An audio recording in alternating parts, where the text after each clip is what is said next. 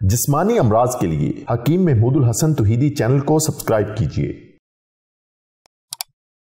بسم اللہ الرحمن الرحیم۔ محترم بھائی اور بہنوں، السلام علیکم ورحمۃ اللہ وبرکاتہ۔ آنکھیں اللہ رب العزت کی عطا کردہ بہت عظیم نعمت ہے۔ جس کو اللہ رب العزت نے آنکھیں دی ہوتی ہیں اسے شاید آنکھوں کی اتنی قدر نہ ہو جتنی قدر اس کو ہوتی ہے جس کو آنکھیں نہیں ملی۔ جو نابینا ہے وہ آنکھوں کی قدر جانتا ہے کہ وہ کائنات کے حسن کو نہیں دیکھ سکتا، وہ اللہ کے کلام کو اپنی آنکھوں سے نہیں دیکھ سکتا، مگر اللہ رب العزت نے اس نابینے کو بھی ایسی صلاحیت عطا فرمائی ہوتی ہے کہ جس کے دل کے اندر اللہ کا کلام قرآن مقدس محفوظ ہوتا ہے۔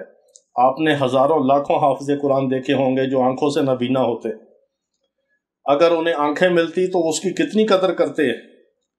اگر ان کے پاس اس وقت آنکھیں نہیں ہیں اور ان کو اللہ تعالیٰ آنکھوں کی بینائی عطا فرما دے تو وہ کتنا اس کا شکر ادا کریں۔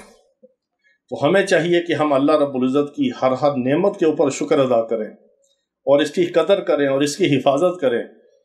آنکھیں اللہ رب العزت کی بہت بڑی نعمت ہیں۔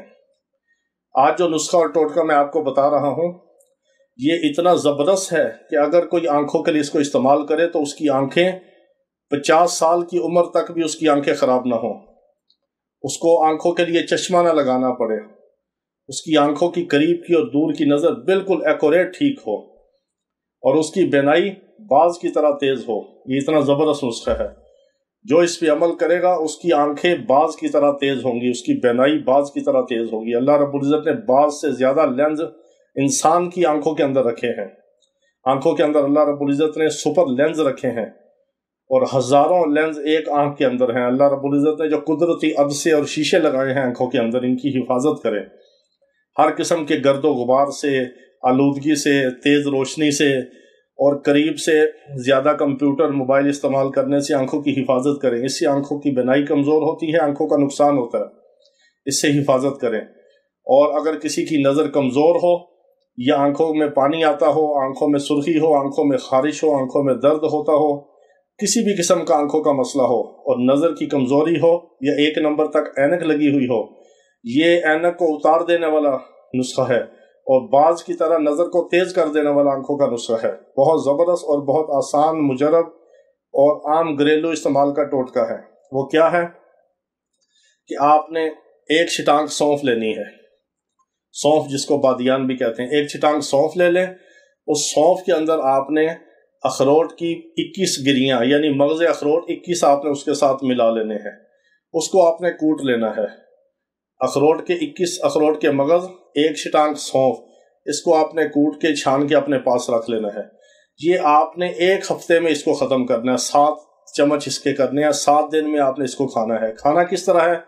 اس کا 1 چمچ آپ نے کٹی ہوئی سونف اور مغز جو اخروٹ کے مغز ہوں گے اس کو کوٹ کے جو رکھا ہوگا، اس سفوف کو آپ نے 1 چمچ بھر کے صبح خالی پیٹ آپ نے استعمال کرنا ہے اور اوپر سے آپ نے آدھا کپ نیم گرم دودھ، آپ نے شہد ڈال لیں، پھیکا لے لیں، جیسی آپ کی مرضی ہے، چینی شکر کچھ بھی ڈال لیں۔